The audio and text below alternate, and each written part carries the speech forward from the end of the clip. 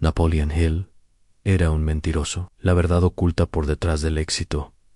¿Qué pasaría si te dijera que el hombre que enseñó a millones de personas cómo enriquecerse nunca logró ser realmente rico? Y si te revelara que detrás de Napoleon Hill, el autor del famoso libro Piense y hágase rico, se esconde una historia de mentiras, estafas y fracasos que la industria del desarrollo personal ha tratado de ocultar durante décadas. La historia que están a punto de escuchar los va a impactar, porque no es la biografía inspiradora que nos han contado. Es la verdad cruda sobre un hombre que construyó su imperio sobre cimientos de mentiras y cuya vida real contradice completamente todo lo que predicaban. Prepárense, porque lo que van a descubrir sobre Napoleon Hill puede cambiar para siempre la forma en que ven sus enseñanzas y el mundo del desarrollo personal. El joven periodista y la gran mentira. Nuestra historia comienza en 1883, en una pequeña cabaña de madera en Pound, Virginia, donde nace Oliver Napoleon Hill. Su infancia transcurre en la pobreza más absoluta, en una región montañosa donde la mayoría de las familias apenas subsisten. Su padre, James Monroe Hill, es un dentista de pueblo que lucha por mantener a flote su práctica, mientras que su madre, Sarah Sycamore Blair, muere cuando Napoleon apenas tiene 10 años. Es en este ambiente de carencias donde el joven Hill desarrolla una característica que lo acompañará toda su vida, una extraordinaria habilidad para inventar historias que hagan su realidad más atractiva. Sus vecinos recuerdan que desde pequeño Napoleon tenía la costumbre de exagerar sus logros y crear versiones mejoradas de su vida familiar. A los 13 años, Hill consigue trabajo como reportero para varios periódicos locales, y es aquí donde surge la primera versión de lo que se convertiría en el mito fundacional de su carrera. Según él mismo contó miles de veces en 1908, siendo un joven periodista de 25 años, recibió el encargo de entrevistar al magnate del acero Andrew Carnegie para la revista Bob Taylor's Magazine. Hill afirmaba que Carnegie quedó tan impresionado con él durante esa entrevista que le propuso una misión extraordinaria en estudiar a los hombres más exitosos de Estados Unidos durante 20 años para crear una filosofía del éxito, y que Carnegie le proporcionaría cartas de recomendación para acceder a estas personalidades. Pero aquí viene la primera gran mentira de Napoleon Hill. Los investigadores que han revisado meticulosamente los archivos de Carnegie, incluidos sus diarios personales, correspondencia y registros de citas, no han encontrado evidencia alguna de que esta entrevista haya ocurrido jamás. Aún más revelador, aún no existe ningún registro de que Hill haya trabajado para Bob Taylor's Magazine en 1908.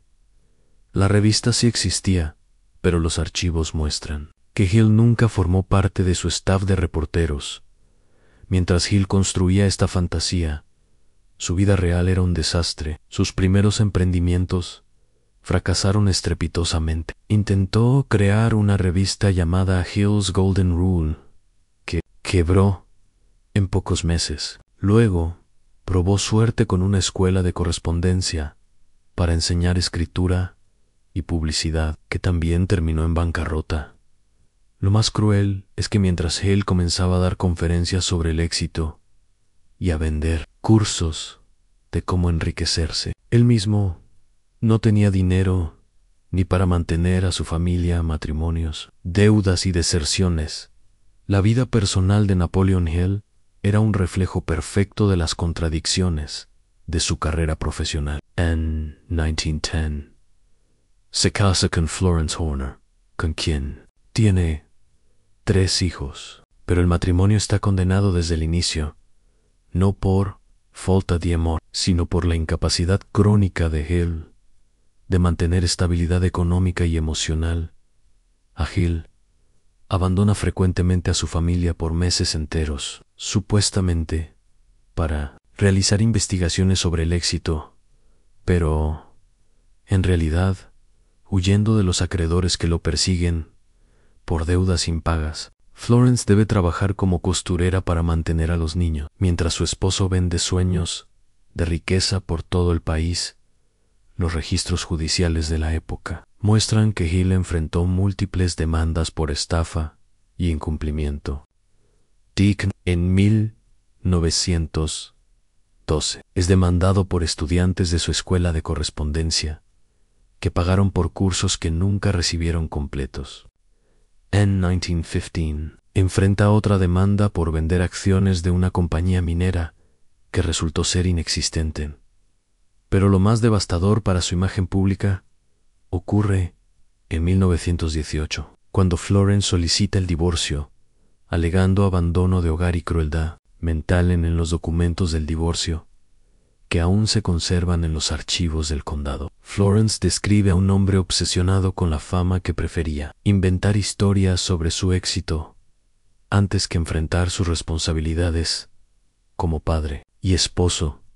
¿Qué opinan ustedes sobre lo que hemos revelado hasta ahora? ¿Pueden creer que el hombre que escribió sobre el éxito estaba fracasando tan estrepitosamente en su propia vida? Déjenme saber en los comentarios qué piensan de estas revelaciones después del divorcio. Hill se muda a Chicago, donde comienza lo que podríamos llamar su etapa de reinvención. Se casa por segunda vez en 1919 con Florence Horner Wren, o confundir con su primera esposa, una mujer con recursos económicos que le permite mantener un estilo de vida más estable temporalmente, pero los viejos hábitos regresan. En 1922, Hill lanza la Interwall School of Advertising, una institución educativa que promete formar a los futuros genios de la publicidad. El problema es que la escuela no tiene acreditación oficial,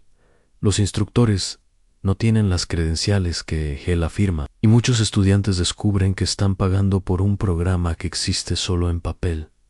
La investigación periodística de la época revela que Hill usaba testimonios falsos de supuestos egresados exitosos y que gran parte del material educativo era plagiado de otras fuentes, sin atribución. Cuando las autoridades educativas de Illinois comienzan a investigar, Hill cierra abruptamente la escuela y huye del estado, dejando a cientos de estudiantes sin el título que habían pagado Anne, su segundo matrimonio. También colapsa bajo el peso de las mentiras y las deudas. Florence Horner solicita el divorcio en 1925, citando las mismas razones que su primera esposa en abandono: mentiras compulsivas, irresponsabilidad financiera, el imperio de los cursos fraudulentos. Quiero agradecer enormemente a todos ustedes por permanecer con nosotros hasta este punto del video. Sé que estas revelaciones son impactantes,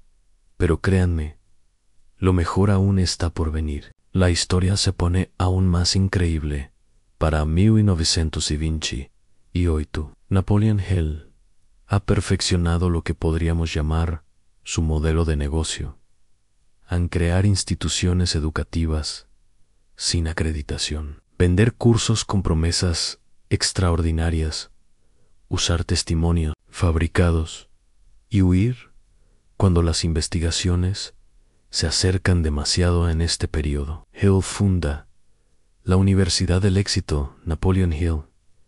En Ohio, en la palabra universidad impresiona a las personas, pero la institución no es más que una oficina con algunos empleados que envían materiales por correo. Hill se otorga a sí mismo el título de doctor en filosofía del éxito y comienza a usar el título Dr. Napoleon Hill en toda su correspondencia y publicidad. En los cursos que vende, prometen resultados extraordinarios. Multiplique sus ingresos por 10 en 6 meses. Descubra los secretos que usan los millonarios. Desarrolle poderes mentales sobrenaturales. Los precios son exorbitantes para la época.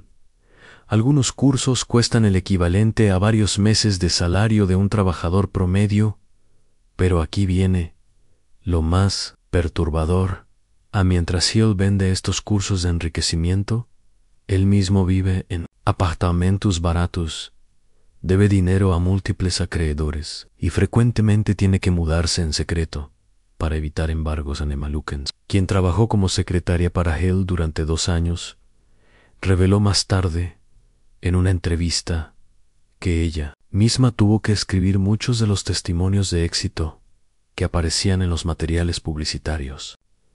Sagnama Hill le dictaba historias completamente inventadas sobre estudiantes que habían logrado fortunas siguiendo sus métodos. Más revelador, aún Emma confesó que Hill le pedía que investigara historias de éxito de empresarios reales, publicadas en periódicos y revistas, para luego crear versiones modificadas, donde estos empresarios supuestamente habían usado los métodos de Hill. Era un sistema de robo de crédito perfectamente organizado en 1929, justo antes del crash de Wall Street. Hill enfrenta su investigación más seria hasta ese momento. El fiscal general del estado de Ohio recibe múltiples denuncias de estudiantes que pagaron por cursos que nunca recibieron o que recibieron materiales que eran obviamente copiados de libros existentes. La investigación revela que la Universidad del Exeter Napoleon Hill no tiene permiso para operar como institución educativa, que Hill no tiene las credenciales académicas que afirma y que muchos de los métodos escritos que vende son reformulaciones de conceptos básicos de psicología y ventas disponibles en cualquier biblioteca pública. Cuando los investigadores llegan a su oficina con una orden de cateo, descubren que Hill ha desaparecido, llevándose todos los archivos. Más tarde se descubre que ha huido a Nueva York, dejando deudas por miles de dólares y cientos de estudiantes estafados. Piense y hágase rico, el libro que salvó su reputación para 1935. Napoleon Hill está en la situación más desesperante de su vida. Teen, 52 años, ha fracasado en múltiples negocios. Sus 2 matrimonios han terminado en divorcio, enfrenta demandas en varios estados y su reputación está tan dañada que ya no puede vender cursos usando su nombre real. Es en este momento de desesperación absoluta cuando ocurre lo que podríamos llamar el milagro que salvó su carrera. No, un editor de Nueva York le propone escribir un libro sobre el éxito. La razón no es que el editor crea en Hill, sino todo lo contrario. Necesita contenido barato para llenar su catálogo, y Hill está dispuesto a trabajar por casi nada. Hill se encierra durante meses para escribir lo que se convertiría en Think and Grow Rich, piense y hágase rico. Pero aquí surge otro aspecto controvertido. En gran parte del contenido no es original de Hill. Los investigadores literarios han identificado que Hill tomó conceptos de al menos una docena de autores anteriores, incluyendo a James Allen, As a Man Thinketh, Orison Swett Marden, William Walker Atkinson y Charles Snell. Hill reformuló estas ideas, las presentó como resultado de sus supuestas investigaciones de 20 años y creó lo que esencialmente era una compilación de conceptos existentes. Lo más irónico es que mientras escribía un libro sobre cómo hacerse rico, Hill vivía en un apartamento de una habitación en Brooklyn, debía meses de renta y frecuentemente tenía que pedir dinero prestado para comer. Pero el destino le tenía preparada una sorpresa. Cuando Think and Grow Rich se publica en 1937, se convierte en un éxito inesperado, no porque Hill fuera un genio del marketing, sino porque el libro apareció justo cuando Estados Unidos se recuperaba de la Gran Depresión y las personas, desesperadamente, buscaban esperanza y fórmulas para mejorar su situación económica. El libro vende millones de copias y por primera vez en su vida, Hill comienza a generar ingresos consistentes por regalías. Irónicamente, el hombre que había vendido cursos sobre el éxito durante décadas sin lograr el éxito, finalmente lo alcanza, escribiendo sobre cómo alcanzar el éxito, pero incluso en este momento de triunfo, Hill no puede evitar las controversias. En 1940, se casa por tercera vez con Rosalie Villan, una mujer 20 años menor que él. Este matrimonio también estará marcado por las excentricidades y obsesiones de Hill. Rosalie más tarde revelaría en entrevistas que Hill tenía comportamientos extraños. Hablaba constantemente con voces invisibles que supuestamente le daban consejos de negocio. Pasaba horas escribiendo mensajes que afirmaba recibir telepáticamente. D. Andrew Carnegie, quien había muerto en 1919, y tenía episodios de paranoia donde creía que competidores estaban tratando de robar sus ideas. La verdad sobre el legado los últimos años de Napoleon Hill revelan la mayor ironía de su vida. A pesar del éxito de Think and Grow Rich, Hill nunca logró acumular la riqueza masiva que prometía en sus enseñanzas. Cuando muere, en 1970, a los 87 años. Su patrimonio neto es modesto en una casa pequeña en Carolina del Sur y algunas cuentas bancarias con saldos que cualquier persona de clase media podría tener. En la década de 1980, el periodista investigativo James Rath realiza la investigación más exhaustiva sobre la vida de Hill hasta ese momento. Rath entrevista a familiares, examinó registros públicos y revisa archivos corporativos y judiciales. Sus hallazgos son devastadores para la imagen mítica de Hill.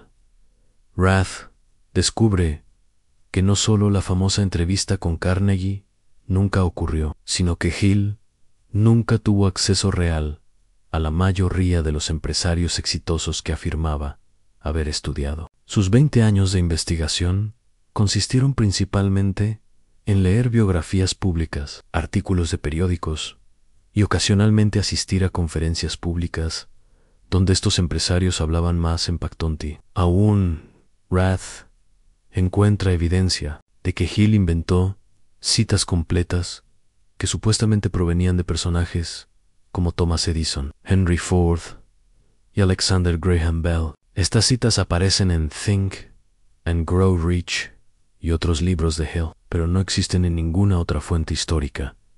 Sin embargo, y aquí está el aspecto más fascinante de toda esta historia, el impacto de las enseñanzas de Hill ha sido innegable.